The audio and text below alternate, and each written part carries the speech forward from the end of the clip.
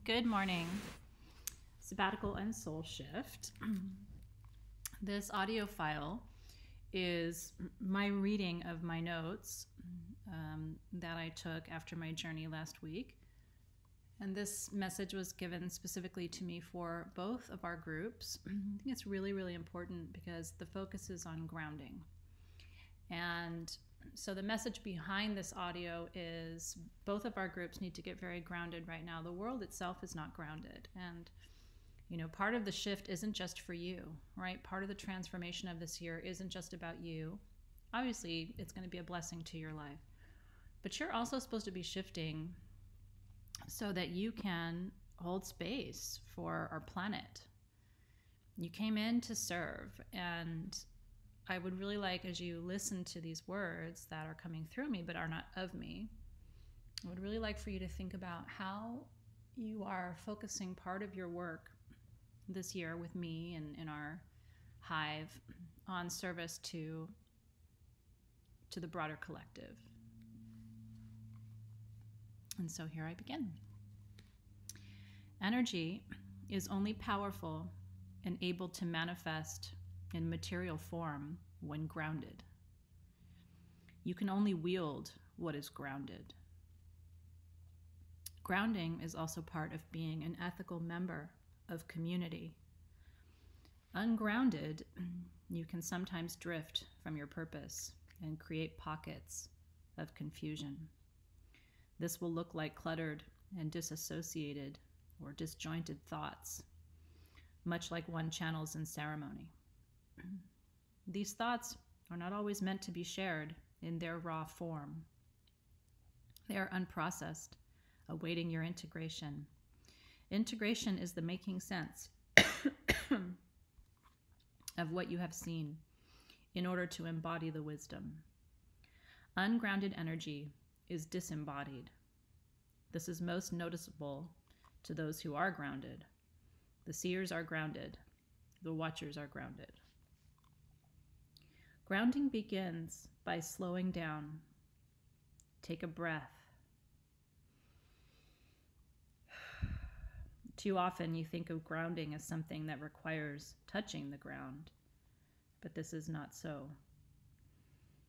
Your attention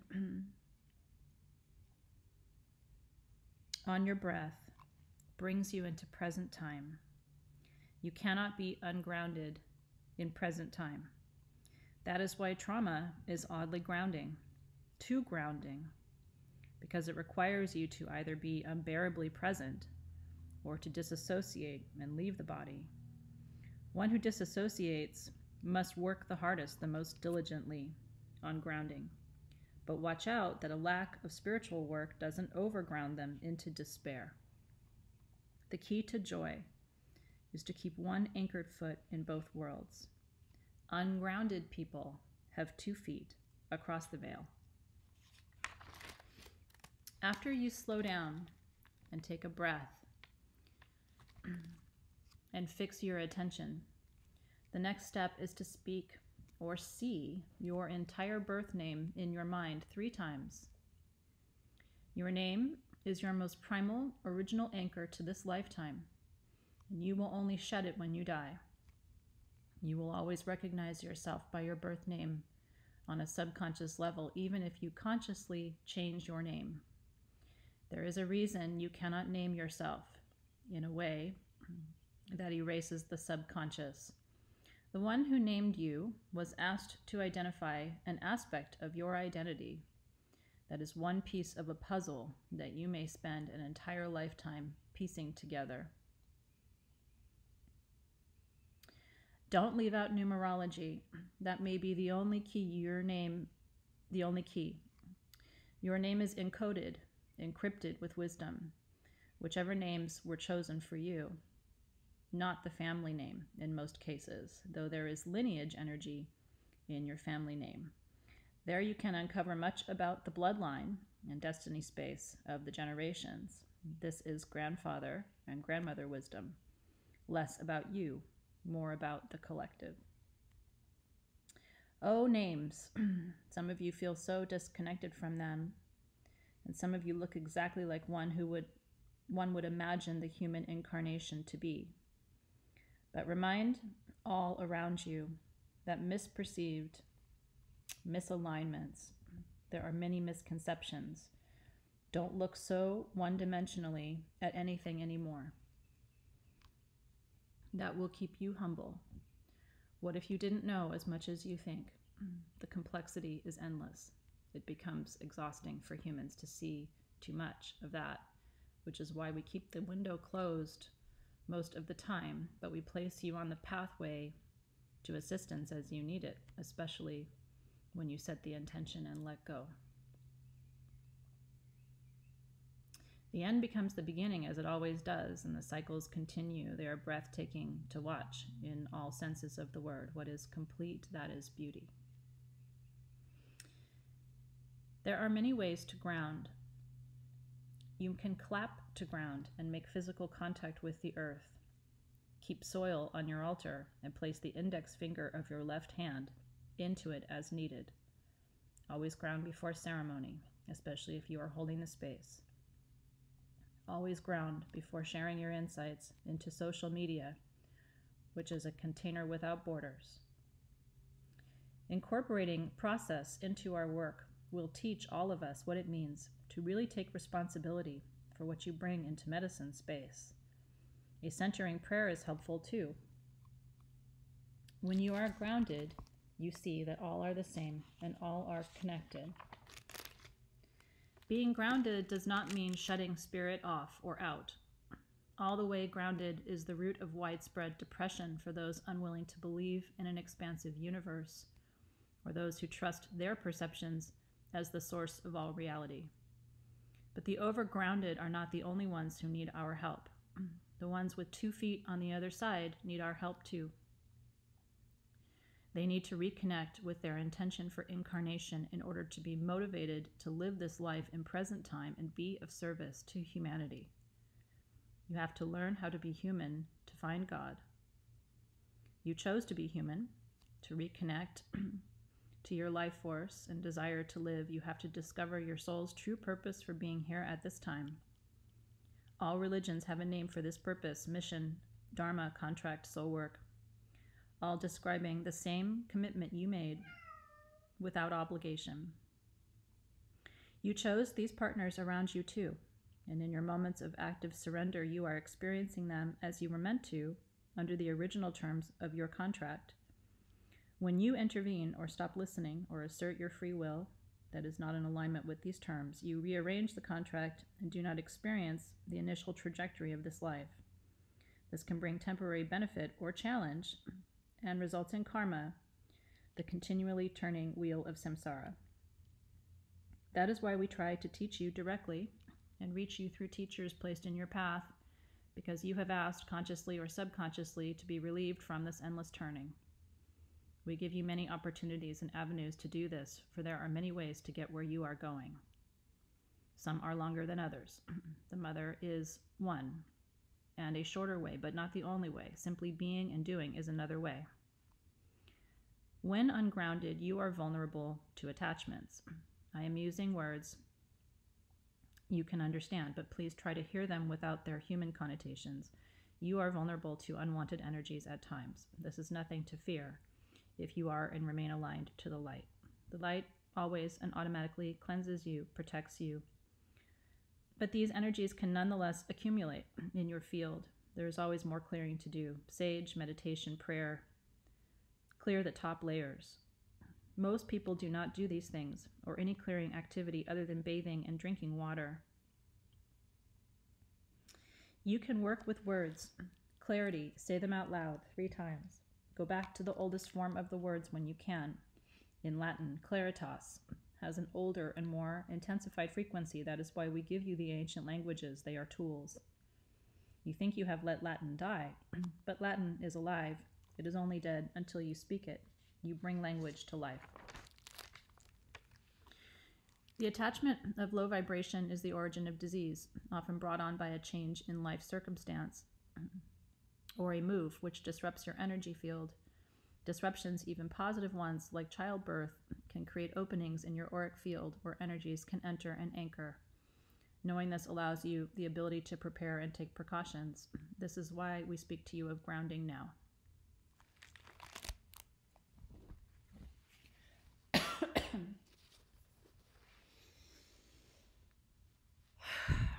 Yahoo. I want to give thanks for that wisdom that came through. That was 8 pages of handwritten notes. May not have felt like it, and a little difficult to read my writing, so it took me a minute.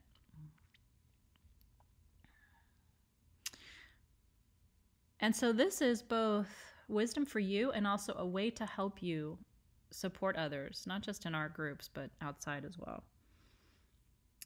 It's very, very, very important that you come into our spaces grounded. I think the wisdom here has offered you at least half a dozen different ways to do that. I would love to see you use our classrooms as a practice space before you post or before you comment. Clap, say your name out loud 3 times. Drink water. Say a centering prayer. There's a lot of reactivity in the field right now. This was a heavy message from my journey as well. There's a lot of reactivity. And it's because all senses are heightened. But that's not clarity, right? If you react to something, especially really quickly, like even I try to pause. If I see a post I want to respond to in Facebook, for example, I don't respond right away because my first reaction is a reaction. May or may not be accurate. And if I'm taking responsibility for the energy I bring, then I have to ground that energy. Some of you have made posts that are very ungrounded. I'm not standing in criticism of you, but I am asking you to observe your process and really think about how you're bringing the energy to the space. And sometimes, we want to post when we're not grounded, but I think it's really important because of the container that we're in, which is shamanic, which means it's not just the here, but it's the there, right? We're working across dimensions a little bit this year, right? And so when you come to the well to take from the well, you should be grounded. And when you come to the well to bring to the well, you should be grounded as well. And integration is a big part of that. Integration is taking what you are seeing, taking in information, and then making sense of that information in context, which again will keep you out of a space of reactivity. Reactivity is not magic. Reactivity is not productive. Reactivity of any kind, even if you're reacting in sadness or you're reacting in joy or you're reacting however you react. And again, I'm talking about us and our work, and I'm also not. I'm talking about life right now. You see it in society right now. People just react, and then later they say, "Oh, I was wrong," or "Oh, I retract that," or "Oh, And I do wonder to what extent our experience of life right now would be less stressful if there was less reaction, because then there's this moment of, do we react to the reaction? And I think wisdom says no. It's not. We don't always have to contribute. There's an intelligence at play, and if you really trust that intelligence, then you don't constantly feel the need to contribute. You also feel the need to observe and be a watcher, be one who sees. It's very, very, very important for you to ground. I've talked about it many times, and it's really interesting that shamanic wisdom is iterative, cyclical. I've talked to you about this before. It's not always learning something new. A lot of times it's learning something that you learned before, but each time you learn it again, it drops down, right? The depth increases. It's like, oh, now I understand. It's how it was for me with this journey with grounding. It's like I thought I knew a lot about grounding. And coming out of the journey, I was realizing, wow, in my 30 years of metaphysical study, maybe I've just scratched the surface. Like maybe this is the key to everything, Your crystals can ground you. I think it's, important. I don't wear shoes very often. That's one of the ways that I ground. It seems silly to some people that I don't wear shoes, and I don't like shoes, honestly, but that's really not the reason behind it. I was guided not to wear shoes very often. So that makes it easier for me. And but you'll find your own way. You'll find your own way. But I think if you create a conscious pause in your life, you're going to set a really beautiful example. And if people say, "Oh, what do you think about that?" and you say, "Well, I'm integrating." You know what I mean? I'm taking my awareness and I'm attempting to situate it in some context, and then I'll contribute. Or here are my thoughts, and they're coming from the best, most integrated place I can come from, right? Even before you ask for help, right? Sabbatical is really kind of our container where we support each other, and I always want you to feel like you can come there for help. But what does a grounded request for help look like? A grounded request for help looks like, I'm already working this energy myself. I'm already doing these things to call in healing, to call in peace, to call in spaciousness, to call in protection, whatever it is. It would be really beautiful if some of you, if you feel called, could meet me there, just to add an additional layer of energy to the work that I'm doing versus please fix this, help me.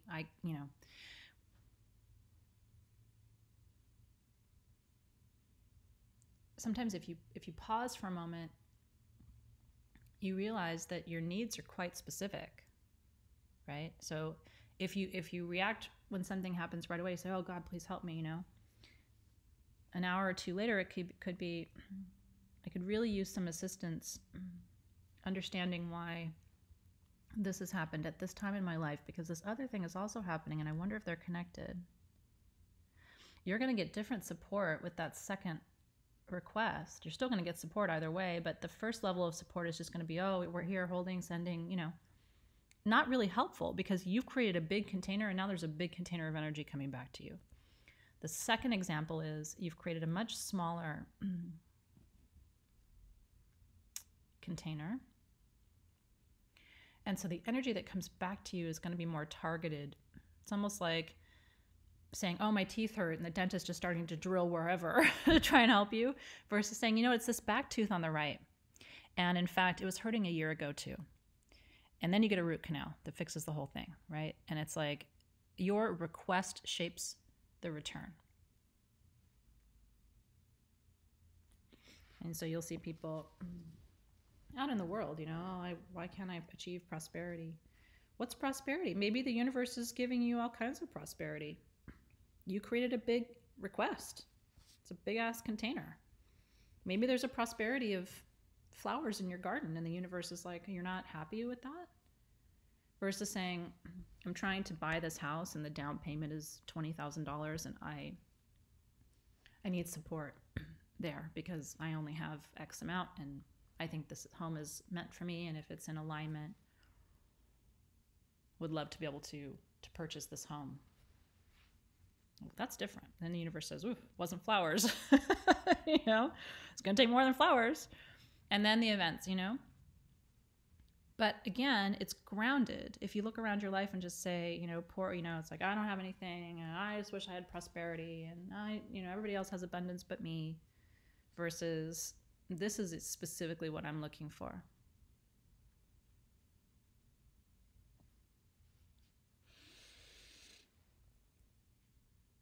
You're always going to find what you're looking for. The problem is, if you're looking for everything, you're going to find everything, and it's going to look like you found nothing.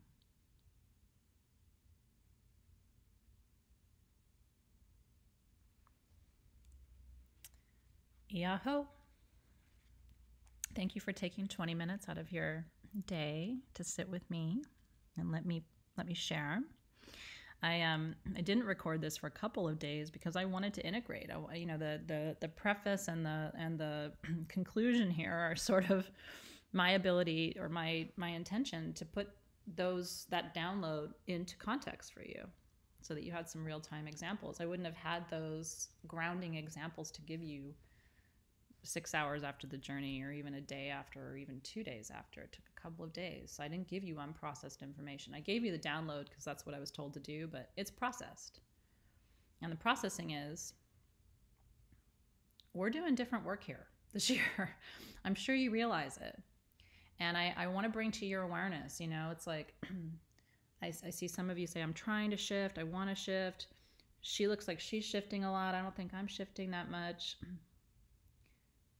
And I want to open the aperture a little bit. You know, you're not just shifting for you, you're shifting for the planet. And that could be happening first. Also, you can't compare your shift to anybody else's shift. And also, there's no trying here. It's that's still, you know, a tether in 3D, thinking like, oh, the harder I try, the more I'm going to get. Sometimes the harder you try, the less you get. That's part of the big medicine of this medicine too, is at some point you have to see that this isn't an effort game. In fact, some people do ceremony and do medicine so that they can say how hard they're working. Oh, I'm doing it, you know. I journey. I work with sacrament. Oh, okay. The person who's very quiet about what they do might actually be achieving more. So you got to take some of that post-industrialist, I'm working hard, why isn't this working too, you know, mentality, and step into a quantum field where there isn't so much to do, but there's a lot to be. There's a lot to explore. There's a lot to consider. There's a lot to allow. There's a lot to surrender to. There's a lot to be in awe of. And so your big ticket in is grounding in a way that honestly a week ago I didn't really consider. Not in this way. So cheers to that. I'll see you soon.